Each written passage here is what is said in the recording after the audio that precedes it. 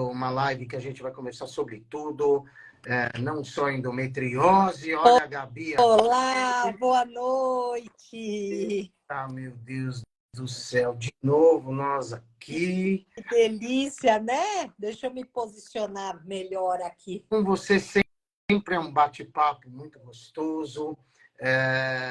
Eu estava falando para o pessoal que estava entrando aqui que nutrição hoje é um assunto extremamente importante, entrando em todas as condições, em todos os momentos da mulher. E eu acho que qualquer coisa que fale de nutrição é chamativo, acho que é informativo. Então, antes de mais nada, Gabi, parabenizar você. Hoje é o dia da nutricionista. Esse é o motivo também da gente estar fazendo essa live nesse dia.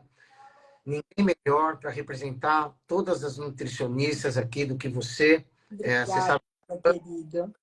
não, sou seu fã, no trabalho, na sua paixão pela profissão.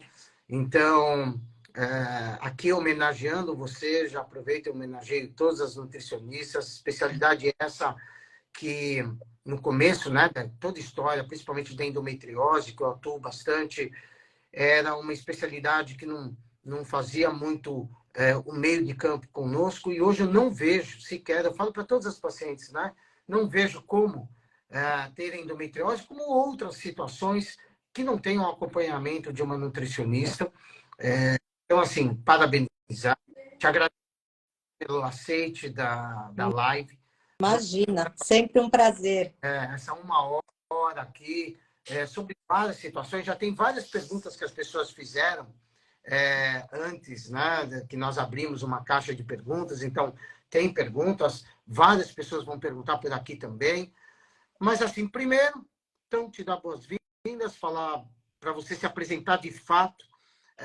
Nessa tua apresentação, coloca quem você é, assim, quem é a Gabi, também fora da nutrição, mãe de duas lindas garotas.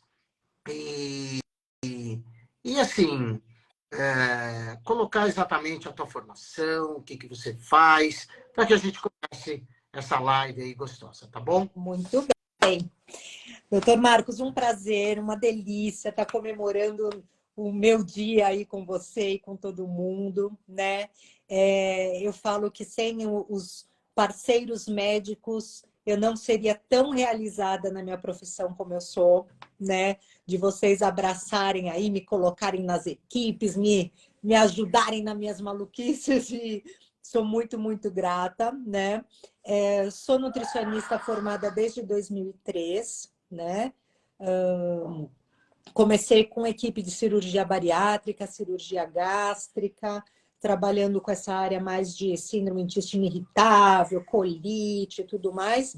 E a vida foi me levando aí, né, depois da minha maternidade, tal, foi me levando para esse caminho mais de saúde da mulher e desse cuidado, que eu acho que, assim, eu me encontrei muito, doutor, pelo seguinte: eu sou uma ex-obesa, uma obesa sempre em luta, né?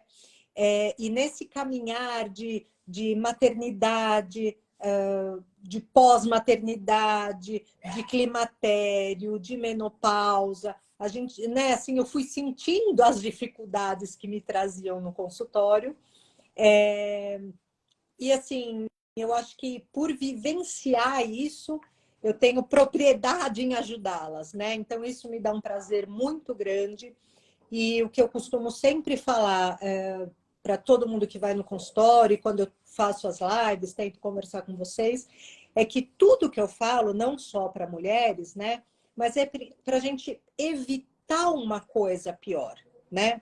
Então, por exemplo, a gente fala, mulheres que estão na menopausa, é bom comer coisa orgânica. Não é só quem está na menopausa, né? Então, assim, para que a gente vai esperar chegar na menopausa para tomar alguma atitude? Então, esse bate-papo aí vai ser bem rico. Eu também estou com um monte de perguntinhas aqui para você também. E vamos lá. Bom, não, é importante falar que assim, a Gabi está na faculdade também, junto com a gente, então é a nutricionista lá da Faculdade de Medicina do ABC, lá do setor que eu chefio, que é o setor de videoendoscopia ginecológica e endometriose, e a Gabi é super especialista nessa parte de endometriose também. Tem um conhecimento importantíssimo no microbiota intestinal, que ela vai falar para a gente exatamente por que a gente não fala mais flora intestinal e fala microbiota intestinal. Eu aprendo todos os dias com ela, então ela está lá na nossa clínica, que é minha, que é dela, como nutricionista da clínica GeneLife, e a gente só tem crescido com tudo isso e aprendido cada vez mais, né? Mas vamos lá, vamos começar até pela área que eu gosto bastante, que é a endometriose. E eu acho muito legal, umas perguntas que fizeram aqui. Fiz uma cirurgia com o doutor em outubro, comigo. E houve a raspagem do intestino, que é aquela shaving, um shaving normal, que não abre intestino nem nada, mas simplesmente uma endometriose estava em cima do intestino. Qual alimento evitar? Eu acho que essa já começa já de cara falando exatamente que alimentos que uma pessoa que opera de endometriose, basicamente, claro que é muito amplo isso, daria 3 dias de live, mas de modo geral, Gabi, o que a pessoa tem que evitar? Qual é o segredo para ela de cara? Olha, essa questão de microbiota intestinal e endometriose está intimamente ligada. Hoje nós já sabemos que mulheres com endometriose possuem uma microbiota muito específica e essa microbiota favorece a reabsorção desse estrogênio via intestinal, via fígado, e isso piora cada vez mais essa projeção da doença, né? Então, o intestino, operando ou não, dessa paciente com endometriose, a gente vai ter muito cuidado, sim.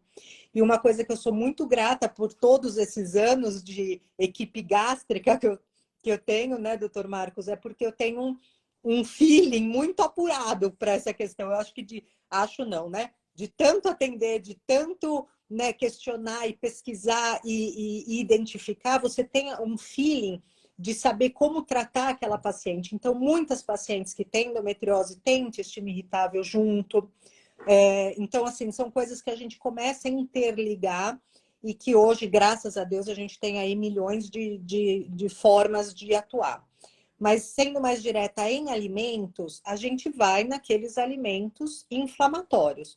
Pior coisa para paciente com endometriose: industrializados trashes, tipo embutidos, linguiça, salsicha, salame, essa carne vermelha em forma de embutido, acho que é uma das piores coisas que pode acontecer. Tudo que eu adoro. Ainda bem que você é homem, né? Adoro.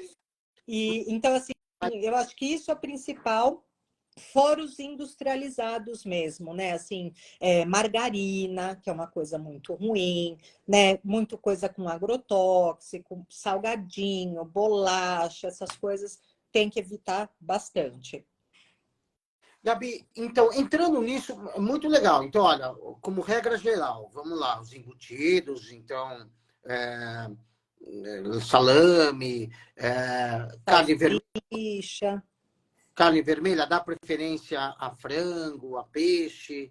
Sim, só que também não adianta assim deixar de comer um filé mignon e comer uma sobrecoxa com a pele, entendeu? Porque essa gordura também vai causar uma inflamação por conta de ser saturada. Então, preferir carnes magras, né?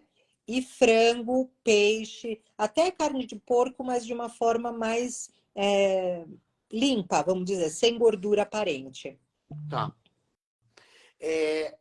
Olha uma outra pergunta que eu acho que é muito importante, talvez nós dois podemos falar alguma coisa nesse sentido. Existe alguma ligação entre o excesso de peso e o agravamento da endometriose? Com certeza, sim. Porque como a endometriose é uma doença inflamatória, a obesidade também é uma doença inflamatória. Então, meio que realimenta essa questão, né? Fora que excesso de gordura também prejudica a nossa produção hormonal, né? Então, os hormônios também ficam lá presos nesse excesso de gordura e acaba desregulando essa questão. Então, absolutamente sim. Então, eu acho que o controle de gordura corporal é bem importante para portadoras de endometriose. Eu acho que o importante aqui não significa que o obeso vai ter, ou acima de peso vai ter endometriose, mas a gordura é um depósito de hormônio, principalmente também estrogênico.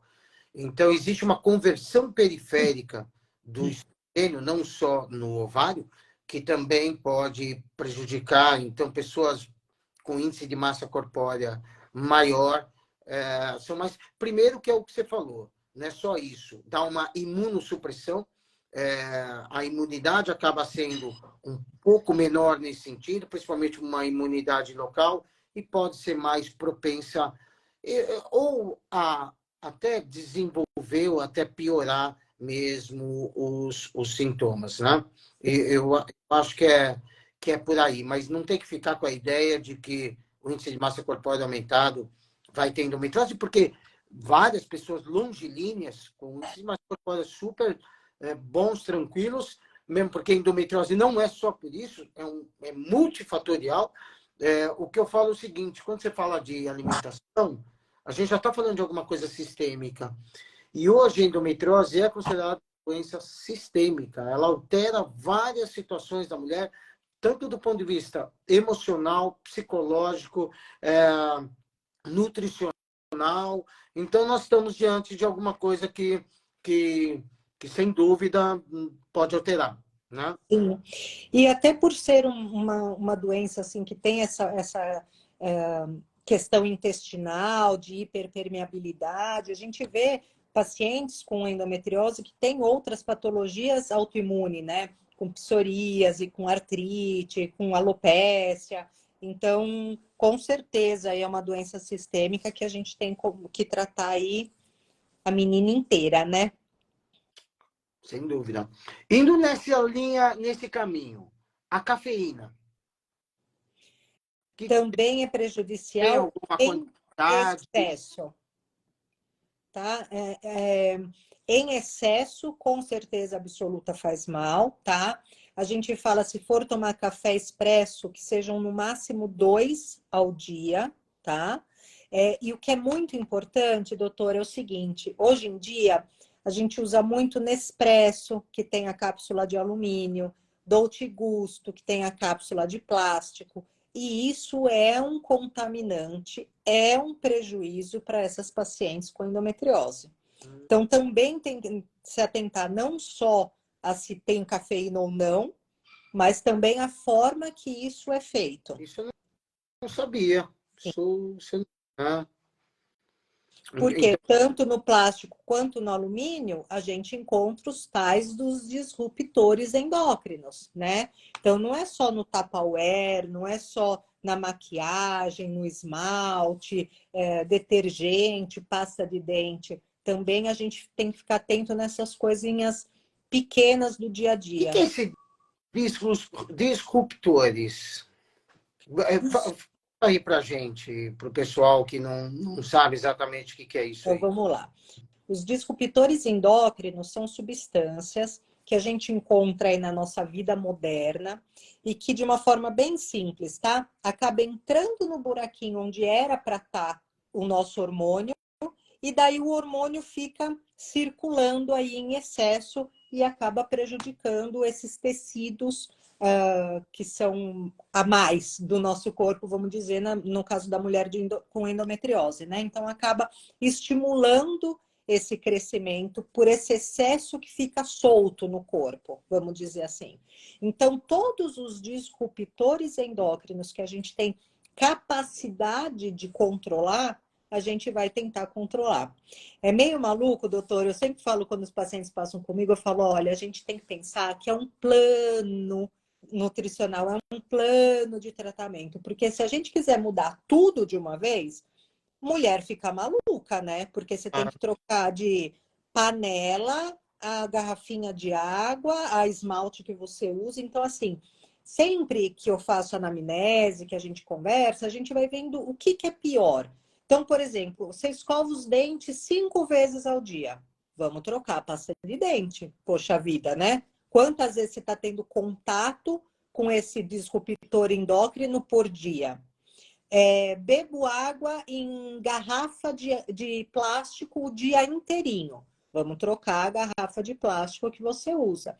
Eu uso protetor solar no rosto todo dia. Vamos usar um protetor solar que não tenha parabeno. Então, essas coisas de todos os dias, a gente muda logo de cara.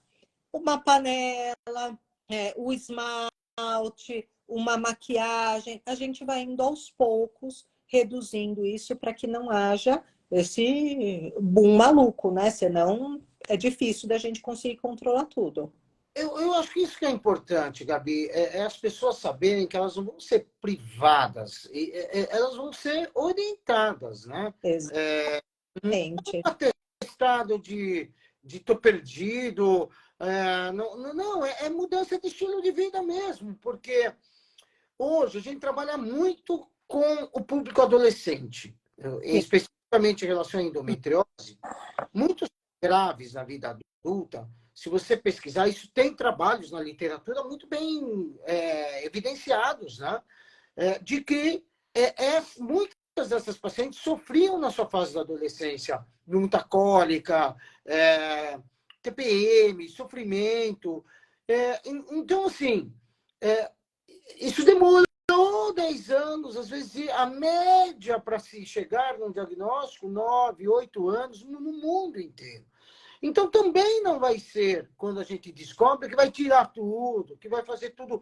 É que nem uma dieta. Você vai tentar fazer o seu melhor. Não é no intuito de sofrimento, mas sim no intuito de melhora.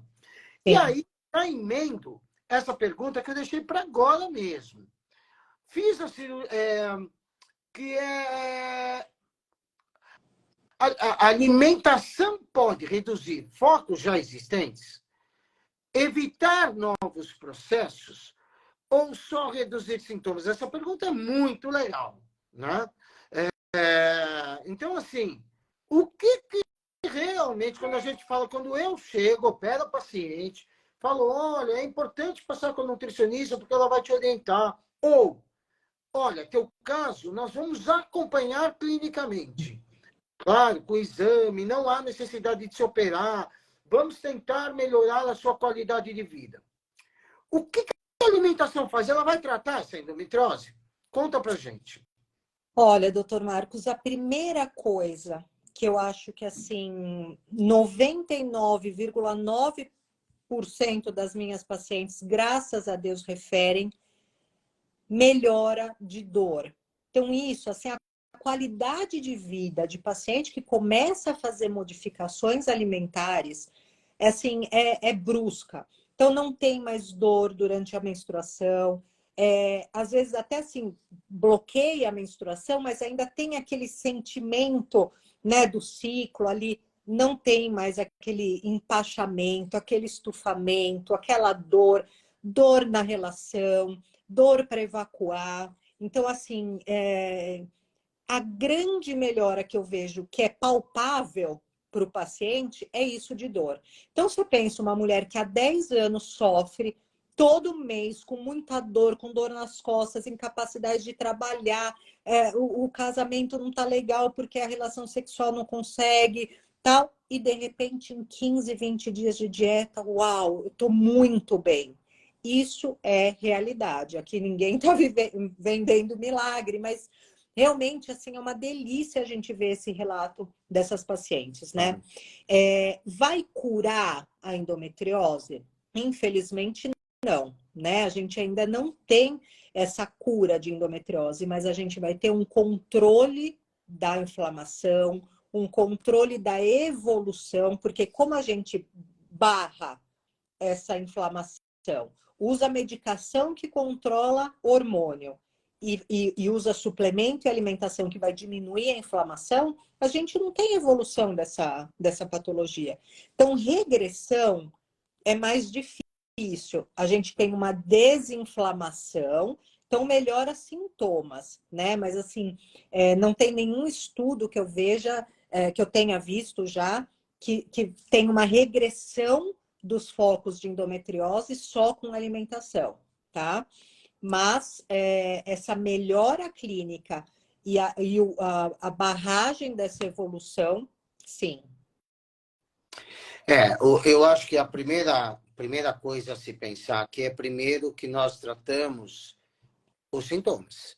Nós não tratamos a doença. Quando a gente fala, olha, vamos melhorar sua qualidade de vida, significa a mesma situação que nós falaríamos para qualquer outra pessoa. Atividade física, porque o nosso melhor anti-inflamatório, o mais natural que nós temos, são as endorfinas. Então, isso, claro, quando pratica atividade física, liberação de endorfina, então vai te aliviar, te dar uma sensação de prazer. A alimentação, mesma coisa. Claro, nós estamos deixando de usar alimentos e situações inflamatórias para essa pessoa. Então, muitas mulheres melhoram completamente. Falam, olha, comparado ao que eu estava, eu estou muito bem. Isso tudo bem, mas parênteses, não significa que está tratando a doença. A doença está aí. Inclusive, ela pode evoluir. Por isso que é um acompanhamento multidisciplinar. Né? Tem que ter o acompanhamento do médico, a gente não pode esquecer disso. E o nosso intuito é esse mesmo. Por exemplo, medicações hormonais que a gente usa para brecar o ciclo. Primeiro que assim, não tem predominância de uma medicação sobre outra. E outra, nós não estamos dando para sumir lesão, para tirar lesão. Nós estamos dando para evitar progressão e piora do quadro clínico. Né? Ou melhora do quadro clínico dessa mulher. E eu acho que a nutrição entra nessa área. Eu tenho N pacientes no consultório que fazem acompanhamento nutricional, fazem acompanhamento contigo, não operei, e refere melhor. E a gente acompanha, não é tchau e benção, é acompanhamento. Né? A gente torce por um dia falar tchau e benção, tá curada, tudo bem, né? Mas, infelizmente, ainda não tem essa possibilidade, né? Mas, olha, não tem com a endometriose, mas não tem com nenhuma outra. Eu costumo falar o seguinte, corrimento vaginal. Você trata e fala tchau, não vai voltar mais? Tem que continuar acompanhando, porque pode ter novo quadro disso. A pessoa tem um nódulo na mama, você vai lá e retira. Significa que não vai aparecer outro nódulo? A chance é até maior, porque faz parte do antecedente dessa mulher. Isso não é nenhum problema, porque principalmente em relação à endometriose, as pessoas falam, poxa, eu estou com uma doença que não tem cura. Ela é estigmatizada, né? Eu estou com alguma coisa que não vai curar nunca. Mas tem controle, um controle muito bom, muito tranquilo. Dá para a pessoa ficar muito bem, né? Fazendo cada caso separado, né? Individualizado, mas dá para se viver muito bem. Né? E o açúcar nessa história? O açúcar é extremamente inflamatório, né? Então, um alimento também que a gente tem que evitar ao máximo. Agora, falando em dieta, até para tirar um pouco do medo das meninas, eu atendi esses dias uma paciente, doutor, que ela veio já assim, né? Eu sei qual é meu problema, eu tomo refrigerante todo dia, eu sei que eu vou ter que tirar e tal, né? Bom, fizemos a consulta, todo o recordatório alimentar, tal, não sei o quê. E eu falei para ela, o teu último problema é o refrigerante, sabe? Então, assim, em vez de a gente pensar em tirar o refrigerante, vamos colocar coisa saudável? Né? Porque assim, ela não comia nenhuma verdura, não come nenhum legume, não come nenhuma fruta, não tem o hábito, nunca teve esse hábito. Então, também é uma coisa importante isso, né? As pacientes falam, eu vou lá, ela vai tirar tudo, eu vou ter que parar de comer açúcar, parar de comer carne vermelha, parar de comer, tomar refrigerante, né? Tudo assim, vou ter que tirar. E, na verdade, às vezes você comendo uma carne vermelha, você comendo um cafezinho com açúcar, não é isso que eu enxergo que é o que está pior na sua alimentação, entendeu? Então, às vezes, assim, não pensa nisso, eu não posso. Claro, quanto menos açúcar consumir, melhor. Para mim, para você, para quem tem diabetes, para quem tem, para todo mundo, né? Então, que não coloque nessa coisa, e agora nunca mais, né? Mas evitar, sim, as coisas inflamatórias, e o açúcar é uma delas. Adianta trocar por açúcar mascavo, açúcar demerara, mel? Não, vai inflamar da mesma maneira, né? Então, o ideal é o quê? Que a gente diminua o consumo e Tá. nem trocar por adoçante. Bebida alcoólica, Também. tanto faz, existe a que é liberado mais, a que é liberado menos, como é que é Olha, essa? bebida alcoólica é Nem em uma das... relação à endometriose, geral, vai. Quer que eu Ou fale mal em do relação teu à vinho? endometriose tem alguma coisa mais específica? Olha, doutor Marcos, bebida alcoólica é uma coisa que eu costumo ser meio chatinha, porque eu não vejo nenhum benefício de bebida alcoólica, nem mesmo do vinho. Ah, mas tem resveratrol. Mas a gente precisa pôr na balança o tanto de resveratrol que tem com o que o álcool faz no nosso organismo. Será que realmente a gente tem um grande benefício? Eu não vou entrar aqui em discussões com um adorador de vinhos, como eu sei que você é, né? Eu acho que, claro, a gente tem que ter momentos de prazer, a gente tem que curtir as coisas, mas para mulheres com endometriose e gestantes, eu sou bem chata com relação à bebida alcoólica, porque realmente a gente tem muito estudo, assim, comprovando o malefício mesmo do consumo, mesmo que em pouca quantidade. Gestante nem se fala, né? A gente nem dá e isso aí já é, porque não é nem dose dependente, né? Eu costumo falar o seguinte, se o teste do bafômetro com uma latinha já dá positivo, então significa, Imagina imagina, o quando bebezinho. você toma, imagina indo e passando pela placenta, e Sim, então é uma coisa que não vale a pena nesse sentido. sim. Existe alguma relação entre alergias alimentares e o agravamento dos sintomas da endometriose? Sim, por quê? Quando a gente tem alergia alimentar, indo mais assim com intolerância alimentar, tá, doutor Marcos? Porque assim, a alergia é aquela coisa que a paciente come e empipoca tudo, tal. Então, assim, ela não vai consumir aquilo. Mas quando a gente pega um paciente que é intolerante, é aquele paciente assim, quando eu como pizza, Gabi, minha barriga fica desse tamanho, mas todo sábado eu como.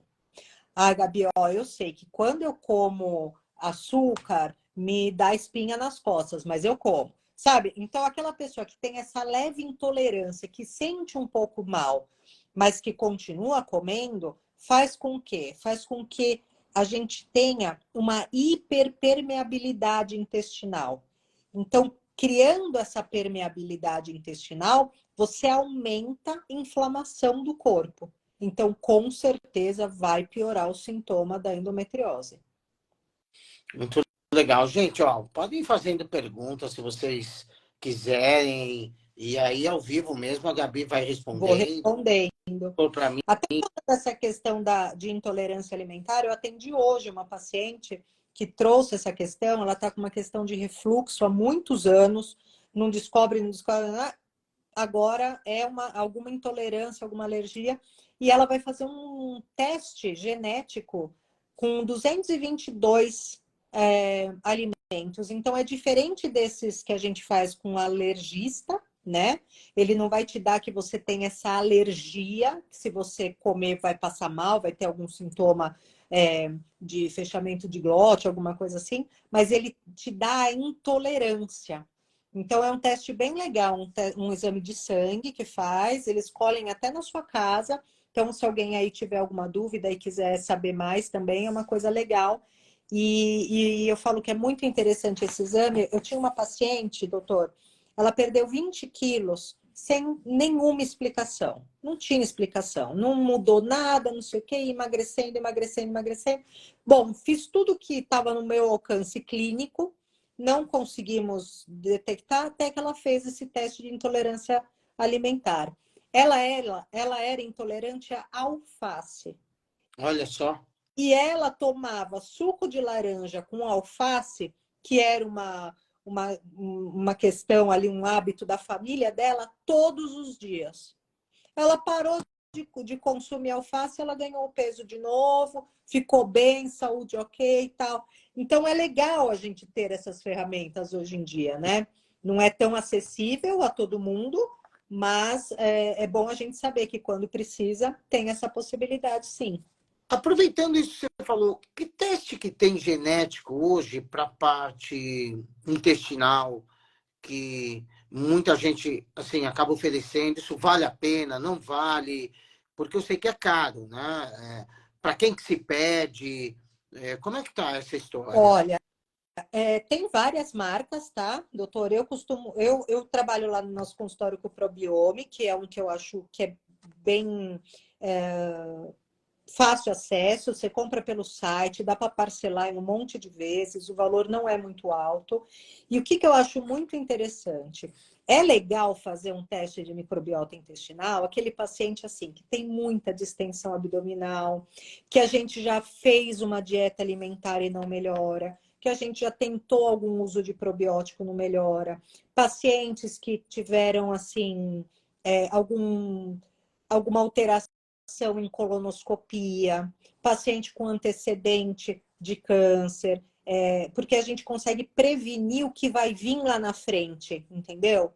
Síndrome do intestino irritável, retocolite, diverticulite, tudo isso eu acho que assim, é bem direcionado, bem legal.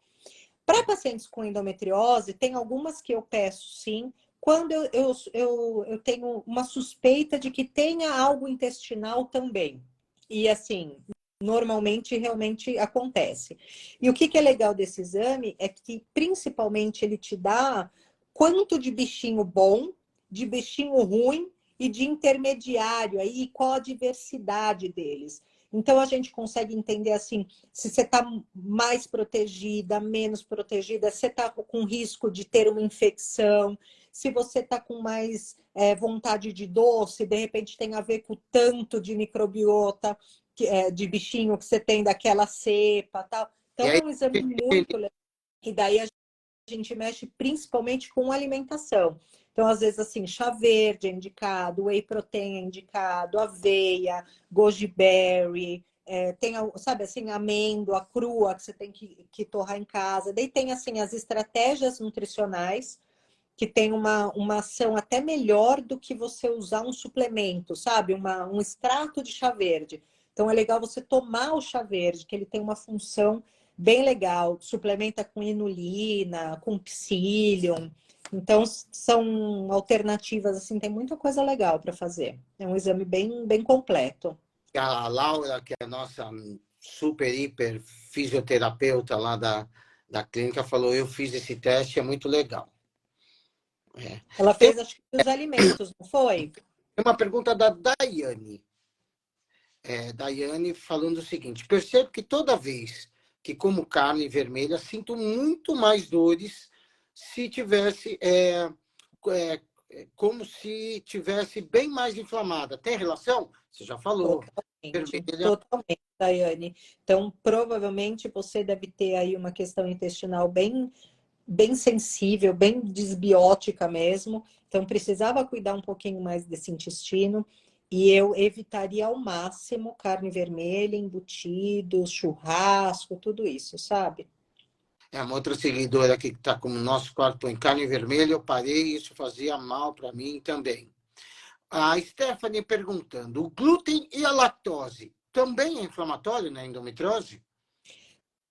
Também, o que acontece? O nosso intestino, ele é fechadinho, assim, e ele só tem espaço para passar moléculas bem pequenininhas que o nosso corpo consegue digerir. O que acontece é assim, o nosso corpo adulto não tem lactase suficiente para digerir toda a lactose que a gente consome.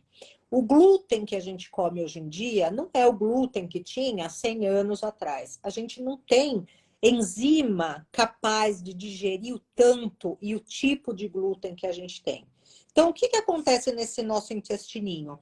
Que nem água mole, pedra dura, sabe? Um dia você come, um dia você come, uma hora abre essa barreira intestinal e o glúten entra inteiro na nossa corrente sanguínea. A lactose entra inteira. conservante, entra inteiro. E isso mobiliza o sistema imunológico para ir combater aquele bicho, que sei lá o que que é. Então, piora a inflamação do corpo. Então, isso acontece com todo mundo que tem endometriose? Não. Todo mundo que tem endometriose tira glúten e lactose? Não. Mas a paciente que a gente percebe que tem essa dificuldade, essa sensibilidade, com certeza absoluta a gente vai tirar. E para sempre. Muito legal. Ó, Gabi, estamos com 37 minutos já de live. Parece que Nem foram 5. parece, Não, né? não, 5 minutos e assim, é muita coisa a se discutir. Tem uma pergunta muito legal aqui também, ó. A dieta de uma mulher com endometriose. Eu quero sair um pouco também do assunto da endometriose, tá? Vamos falar também, aproveitando essa parte de ciclo, vamos falar um pouquinho de menopausa, adolescência, se muda alguma coisa, mas tem a ver com isso, né? A dieta de uma mulher com endometriose deve variar ao longo do ciclo menstrual? Ou seja, se ela está numa primeira fase, seria uma dieta diferente da segunda fase, da fase ovulatória? Existe isso? Muda alguma coisa nesse sentido? Ó, primeira coisa é que a gente não deixa a mulher com endometriose ter esse ciclo bonitão, assim, né? Barra esse ciclo, não vai ter ciclo nenhum. Nem está muito nesse assunto, mas teoricamente tem que estar bloqueada. Mas se ela estiver menstruando, assintomática, eu acredito que seja nesse sentido. Provavelmente, essa mulher vai ter um sintoma assim, um pouco mais de obstipação intestinal, pré-menstrual. Então, poderia mudar nesse sentido. Mas, normalmente, a gente faz uma dieta assim, de rotina mesmo. Todo dia vai ser igual. De repente, um suplemento diferente, usar um óleo de borragem antes da menstruação, alguma coisa assim. Mas, normalmente, dieta é igual. No geral. E nas fases, Gabi, vamos supor, eu tenho uma adolescente, eu tenho uma adulta e eu tenho uma pessoa na pós-menopausa. É diferente? Vai depender do metabolismo de cada uma? Você usa uma regra geral nesse sentido ou não? Olha, doutor Marcos, eu gostaria de verdade que todas as minhas pacientes já tivessem passado comigo assim quando teve a primeira menstruação. Porque eu acho que é o seguinte, eu vejo muita informação, né? Muita coisa assim. Para a mulher na menopausa diminui índice glicêmico. Não é só para a mulher na menopausa, né? Se a gente tivesse esse cuidado alimentar nossa vida inteira, a nossa TPM ia ser menor, nosso risco de ovário policístico ia ser menor, nossa fertilidade seria melhor, nossa gestação seria melhor, sabe? Então, assim, é claro, chega uma paciente na menopausa, vai ter as indicações mais específicas para essa área? Com certeza. Então, vamos tentar diminuir insulina, que a gente sabe que fica bagunçado, colesterol, que fica bem aumentado nessa fase, aumento de peso, vontade de doce, insônia. Então, claro, a gente vai fazer focado aos sintomas que essa mulher está sentindo. Mas se a gente puder já usar desses artifícios antes, é muito mais leve que passe essa fase, né? É muito mais sutil que tudo isso acontece. Então, tem diferença sim, tem suplementos específicos, tem coisa para melhorar a acne, tem coisa para melhorar libido, tem coisa para diminuir calorão, tem de tudo. Mas o ideal é que a gente tenha consciência de que é legal ser saudável sem esperar uma doença, entendeu? Vamos tentar melhorar antes de entrar na menopausa, né? Antes de ter eu quero engravidar. Quando eu engravidar, eu vou na nutricionista. Não, né? Cuida do seu corpo antes. Você vai ter um bebezinho lá dentro. Quanta coisa dá para fazer para que esse bebê chegue num ninho muito mais saudável, né? Então, profilaxia, né? Hoje em dia o que vigora é a profilaxia e é assim que tem que ser. E aquilo que eu falei no começo, eu não consigo mais enxergar o Marcos sozinho tratando alguma situação. De verdade, hoje a gente precisa da nutricionista, da fisioterapeuta, do psicólogo, de outras especialidades médicas. Então assim, hoje é um todo, né? As coisas estão tão complexas, né? Sim. Nosso dia a dia é tão complexo que não existe uma fórmula dado por uma pessoa só. E eu acho que essa é uma função do ginecologista. Como o ginecologista é o médico da mulher, eu sempre falo para elas, eu tenho que estar um passo na frente. Eu não tenho que falar só da parte ginecológica propriamente dita. Eu tenho que falar da vacinação, se está em dia. Eu tenho que falar se a filha foi vacinada. Eu tenho que falar sobre a alimentação dela. E aí é que a gente vai trabalhando junto, Sim. né? Todo mundo junto. E, doutora, só vou te interromper uma coisa que eu acho bem importante, a gente está falando de endometriose. Nós sabemos que tem alguns grupos de endometriose de mulheres que têm endometriose e que se julgam capazes de tratar outras mulheres, né? Então, óbvio, tem coisas legais, tem um apoio emocional legal, mas essas pessoas descartam profissionais, médicos, nutricionistas, fisioterapeutas, descartam da vida dessas mulheres.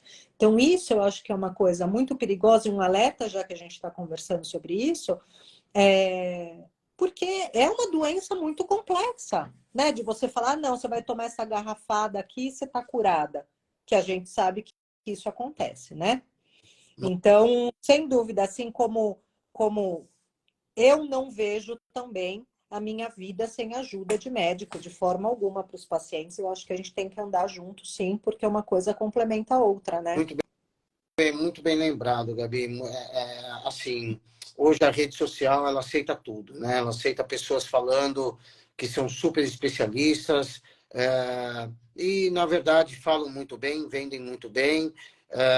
Tomar muito cuidado com notícias. Eu acho que, assim, tem que ser com credibilidade. Pesquise bastante sobre a pessoa que está falando. Não, eu sempre falo, né? Não acredite em situações fáceis. Nós estamos lidando, no caso da endometriose especificamente, com uma das doenças talvez mais enigmáticas que nós temos. Sim. A princípio, não sabemos a causa exata disso tudo, muda de pessoa para pessoa, e assim a gente tem que estudar isso todo dia, e todo dia sai alguma coisa nova. Então, não acreditem em milagres, porque não existe milagre. Existe dedicação, existe você, na verdade, se privar de algumas situações para ganhar outras, mas isso, no nosso dia a dia, é dessa maneira também. E Né? principalmente individualidade de tratamento, né, doutor? Não é todo mundo que vai operar, não é todo mundo que opera do mesmo jeito, não é todo mundo que usa o mesmo medicamento, o mesmo suplemento, né? Então, isso eu acho que é importante de falarmos também. Gabi, outra coisa importante que tem aqui, leite e derivados. Como que leite melhora? Leite Porque é a mesma então, questão, na inflamação se pioram. Como é que é ele essa situação? piora justamente dessa questão que eu falei da permeabilidade intestinal. A caseína, que é principalmente a proteína de leite de vaca, tem uma dosagem muito maior do que o leite humano. Então, a gente não tem capacidade de digerir toda essa caseína. Então, isso também vai hiperpermeabilizar ali nosso intestino e vai piorar, sim. Então, a gente prefere queijos de cabra, ovelha e búfala, que são queijos menos inflamatórios, porque tem uma dosagem de caseína mais parecida com o do leite humano, e de preferência os queijos curados, porque ele, pelo processo de maturação de cura, as próprias bactérias digerem essa proteína, então a digestibilidade fica melhor. Mas também individual, tem paciente que não se dá com nem de búfala, nem curado, a gente tem que tirar mesmo. Legal. Em cima de tudo que nós estamos falando, as doenças estrógeno-dependentes, vamos lá, mioma, pólipo endometrial, de repente, ovário policístico, é o mesmo pensamento? Ou nós fazemos diferente? Por exemplo, mioma é uma das doenças mais frequentes na mulher durante a fase da vida dela. Tem trabalhos falando que 70% das mulheres vão ter mioma. Isso significa que vão operar, mas vai ter uma história, alguma alteração uterina, tudo mais. Você diferencia a paciente de endometriose e de mioma? A gente faz alguma coisa diferente? Existe alguma coisa nesse sentido? Olha, a mulher com endometriose, ela tem uma dieta muito mais, ela tem uma condição muito mais inflamatória do que uma mulher com mioma, né? A questão de dieta para diminuir estrogênio é praticamente igual. Então, a gente evita coisas de soja, a gente aumenta muito a quantidade de fibra, a gente melhora a microbiota intestinal, a gente usa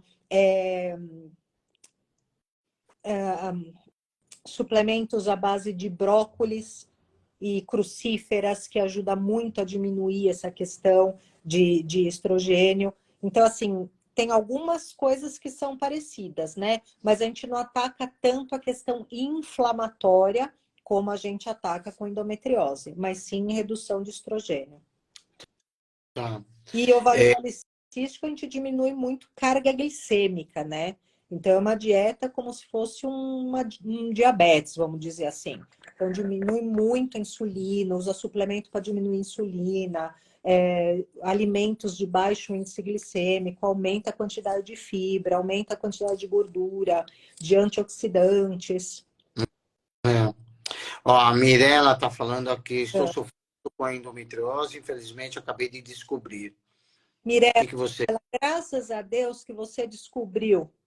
Exatamente. Quantas e quantas e quantas que sofrem e que não conseguem descobrir isso. Então, descobriu, bola para frente, procura um bom médico, procura uma nutri e enfrenta isso de cabeça erguida que você vai tirar de letra. E toma cuidado com esse diagnóstico de endometriose como se fosse um carimbo que vai acabar com a tua vida. Tem pessoas que têm endometriose e não sentem absolutamente nada. Eu falo o seguinte, que se eu for na rua agora, pegar 30 mulheres que estão passando agora e que menstruam e for fazer uma laparoscopia, por exemplo, ou um exame especializado para isso, vai ser em 3, porque é 10% de todas as mulheres no mundo inteiro, né? Estamos falando de 200 milhões de mulheres, aproximadamente.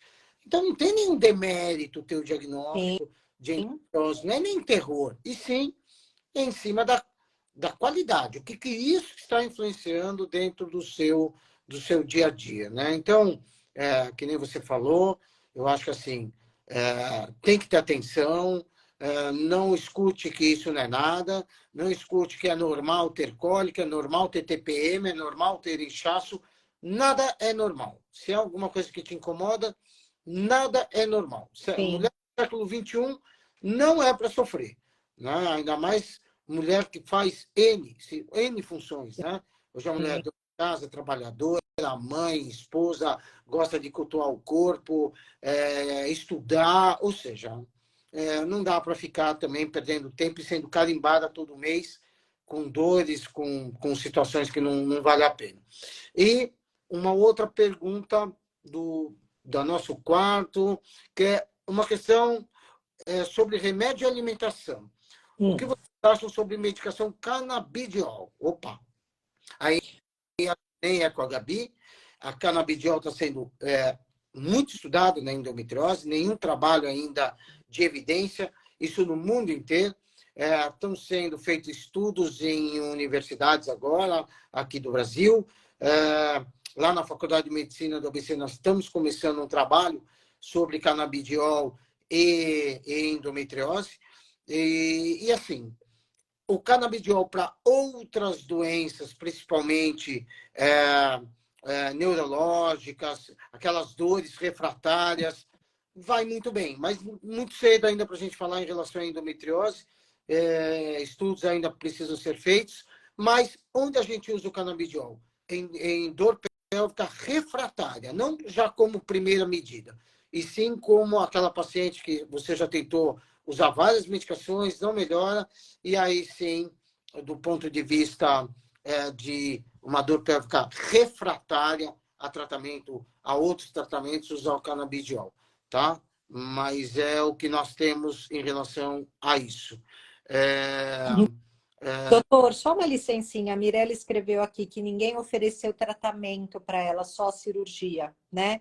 Então, o que eu queria falar para ela é que eu acho que vale a pena ela ter uma segunda opinião, né? Eu teria uma segunda opinião. E, infelizmente, Mirella, às vezes o tratamento é cirurgia mesmo, né? Então, não ficar chateada aí. nem sei se segunda opinião ou não. Confiança no médico e tudo, eu não sei o caso, nós não sabemos o caso. Tem casos que nem se discute a indicação cirúrgica, é cirúrgico mesmo. É, quando que isso acontece?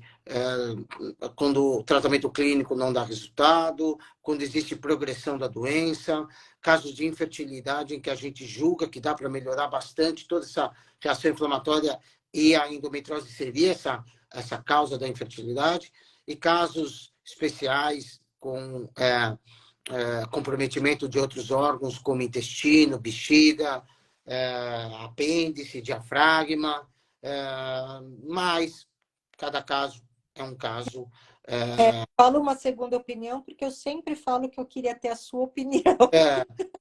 Que para mim é a pessoa mais fantástica nesse mundo. Então, o principal de tudo aí é ter confiança no colega, né?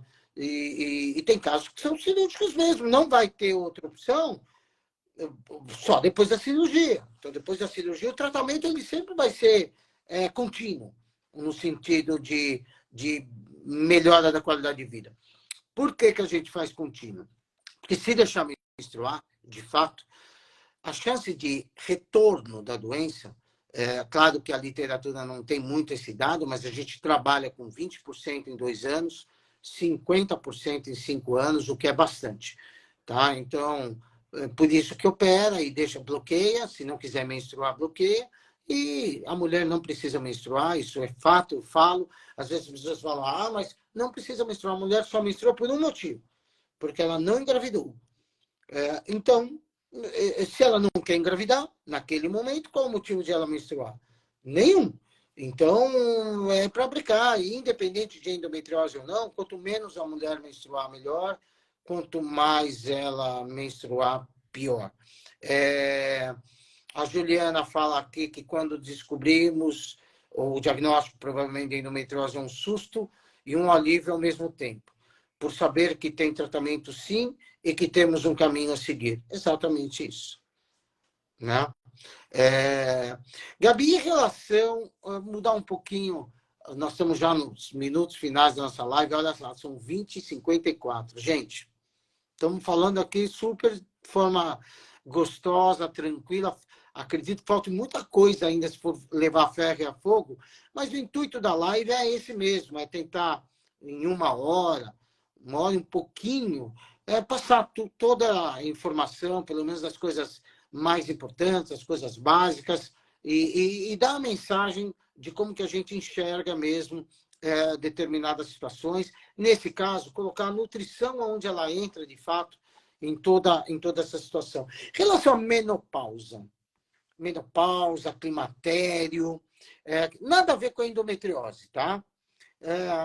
Existe alguma situação que tem que ser feito, muda mesmo a alimentação, até de forma profilática, tá? A pessoa não está sentindo nada, mas ela está sintomas, a gente sabe que são, a menstruação começou a ficar irregular, ou a pessoa já fala, olha, minha menstruação parou. Existe alguma coisa, Gabi, nesse sentido? sem dúvida.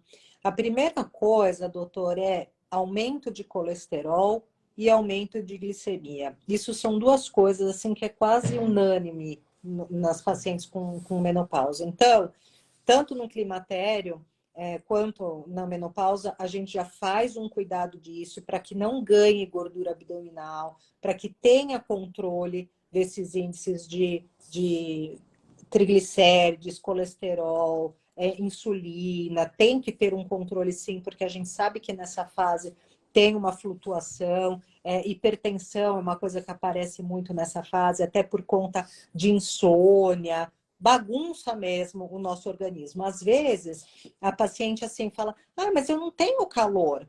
né, resume a menopausa a sentir calor. E não, paciente que tem esquecimento, paciente que tem tremor, que tem ressecamento, alergias, né, tantos outros sintomas, né, que podem vir por conta de menopausa e que a gente tem que sim cuidar, e tem muita coisa na alimentação. Até ressecamento vaginal, a gente pode iniciar quando tem esse climatério, que está começando, ai, às vezes me dá uma rachadurinha, não me sinto muito bem, usar o óleo de coco, que é uma coisa, né, que antes de entrar realmente aí com uma medicação, com um hormônio, alguma coisa.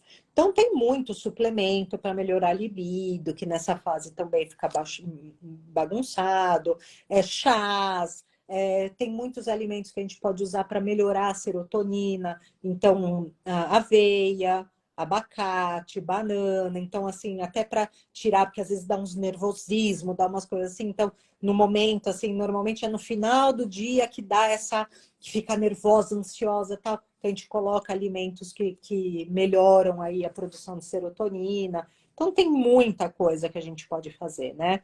Então é o que eu costumo falar, a nutricionista sábia mais coloca coisa do que tira, né? Eu acho que a gente tem muito mais coisa boa para colocar numa dieta do que ficar tirando coisa. Ah, não, tira carboidrato. Não. Quem sabe a gente põe um carboidrato bom? Vamos pôr inhame, por exemplo, para uma mulher de menopausa. Tem inúmeros artigos científicos comprovando aí benefício de inhame. Faz uma sopinha de inhame, um pedacinho de inhame, um suco de inhame, isso melhora o sintoma. Então, assim, tem muita coisa que a gente pode fazer, né? Com certeza. Bom, olha, tem a Sheila, ela fala, foram anos de paz, depois de 2 gestações, estou novamente com cistos e muitos sintomas desagradáveis, acompanhada de dores. Mesma situação, acho que procurar uma orientação, primeiro com o seu médico, Sim. e depois, muito provavelmente, com outros profissionais também nesse sentido. Juliana perguntando, endometriose umbilical se resolve com cirurgia? Faço uso de Alurax, que é uma medicação hormonal de progesterona, Uhum. há alguns anos. Às vezes tenho crise de dor no umbigo, tenho endometriose profunda também. Bom, como eu falo, cada caso é um caso, mas se a endometriose está no umbigo, ela é uma outro tipo de endometriose, não é essa que nós estamos falando, com uma outro tipo de fisiopatologia que a gente fala, não tem nada a ver com a endometriose pélvica. 10 a 20% das pessoas com endometriose de parede, que a gente fala que está no meio do músculo, que está na gordura, que está no umbigo, tem concomitante uma endometriose pélvica junto. Mas normalmente a endometriose de umbigo a gente tira porque não tem que nenhuma medicação vai fazer sumir, então é melhor tirar.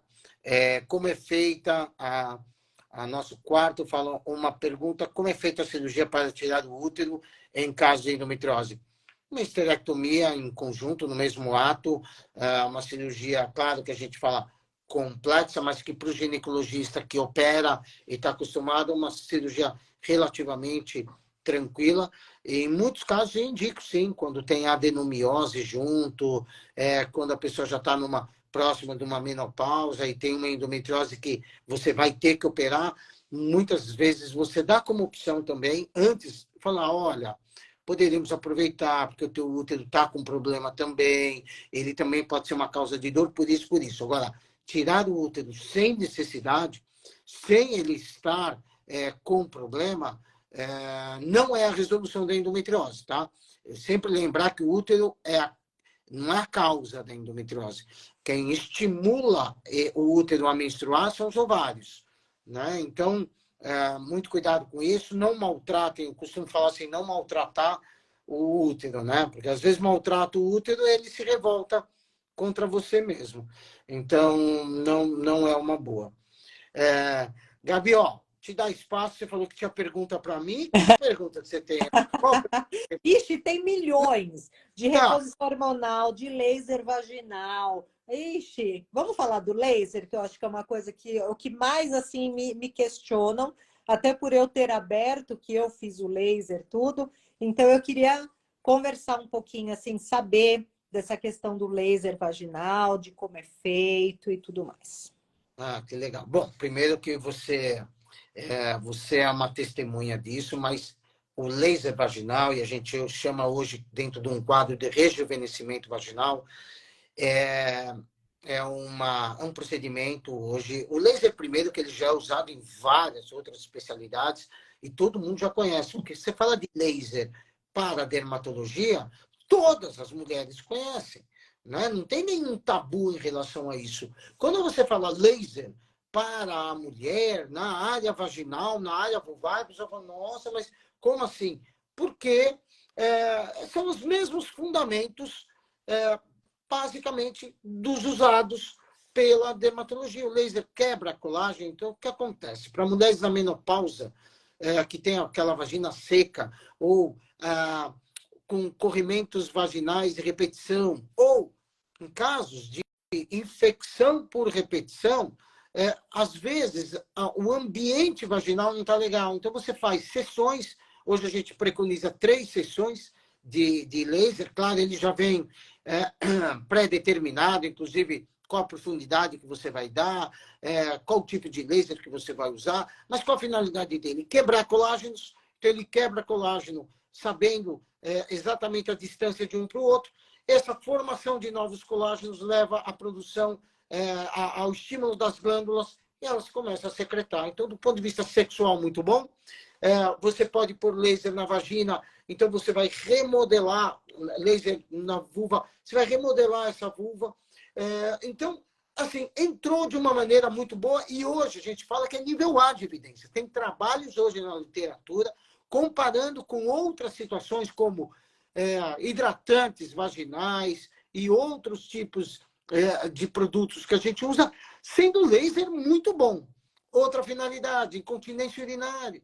Incontinência urinária leve, não, porque você tem incontinência urinária que é cirúrgica, a parte cirúrgica é melhor. Então, incontinências urinárias leves também vale muito a pena, porque melhora muito nível A de evidência. Então, basicamente, Gabi, hoje a gente usa isso. Pessoas que falam, minha vagina está mais escura, uma região mais clara, uma região mais escura. Poxa, o laser pode melhorar, como outros produtos também em conjunto podem melhorar, como se fosse um peeling, né, que a gente fala que a mulher faz na face, para a parte vulvar. Então, toda essa área aí agora se chama rejuvenescimento vaginal, um procedimento relativamente tranquilo, você pode até falar sobre isso, não demora mais de 15 minutos, e super tranquilo. Pode fazer as coisas novamente depois. Então, não pode namorar. Pode namorar? A gente dá uns 5 dias aí para namorar, mas pode namorar, e eu acho que é muito legal. Tá? Uma coisa que eu acho bem importante a gente frisar. Tem mulheres que com uma sessão tá ok, com 2 tá ok, mas normalmente 3 sessões é o que é mais evidente aí de melhora, né? E é impressionante, porque não é só o seu caso, não. Que a gente nem precisa abrir, né? Mas você é prova disso. É impressionante o retorno das pacientes. Eu fico impressionado como, para aquela finalidade, são finalidades diferentes. Por exemplo, líquen escleroso vai muito bem. Estou com paciente com líquen escleroso, que é um tipo de alteração na pele. Alteração na pele, que deixa ela mais clara, então muita coceira no local. Alguns líquens esclerosos podem, com o tempo, se não tratado, ter uma porcentagem aí de alterações malignas, mas assim, a gente acompanha, e o laser melhora muito essa parte também. Então, tem situações aí que a gente usa, como eu falo, nada diferente do que as outras áreas. Mas, assim, a finalidade da live foi em sua homenagem. Novamente, olha, nós estamos com 21h05, acho que é um tempo bem legal de live, tanto para nós como para quem está participando, nos assistindo. Te agradecer demais pela tua disponibilidade, por nos ensinar. Aprendi bastante hoje. Quem não sabe, a Gabi é chefe de cozinha também. Verdade, tem receitas, às vezes ela põe lá no Instagram dela, sigam ela, dentro do Instagram dela, ela põe receitas. E, então, ela entende do que ela está falando. Não é só todo esse conhecimento da parte alimentar, da parte intestinal, mas é uma pessoa que sabe do alimento, ela produz, né, como pratos mesmos, aquilo que a pessoa vê como gostosa, né? Eu acho que lidar com alimento é uma coisa muito prazerosa, Sim, muito gostosa. sim. Então, você tá para falar, para comer, que nem você falou, é mais para Incluir. dar para a pessoa do que propriamente tirar da pessoa, né? Você só vai falar como, Isso. como é o jeito. E eu sempre aprendo com nutricionista que você emagrece comendo mais, né? Então, assim, te agradecer demais, parabenizar pela pessoa que você é, pela profissional que você é. É muito orgulho trabalhar com você, muito orgulho de ter você perto da gente lá, com todo esse teu conhecimento. E, se Deus quiser, não está por muitos anos aí, usufruindo desse teu conhecimento, desse teu profissionalismo, tá? Dizer que foi fantástico para mim ter essa live contigo. E deixar para você as palavras finais aí. E só lembrar a todos e todas que essa live vai estar dentro da página lá do Instagram e dentro da minha página no YouTube.